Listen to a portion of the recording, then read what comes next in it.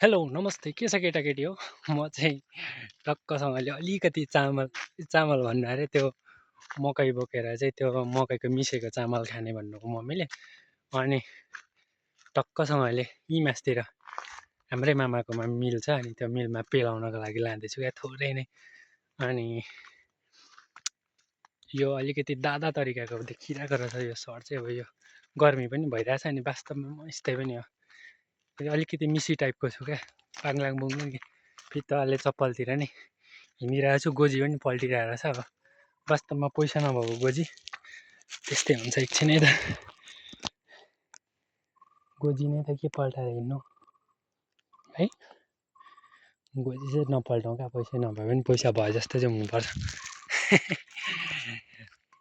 त्यस्तै हो ल अनि आज चाहिँ एकादशी पनि हो अनि केटाकेटीहरूले व्रत लियो कि लिएन हो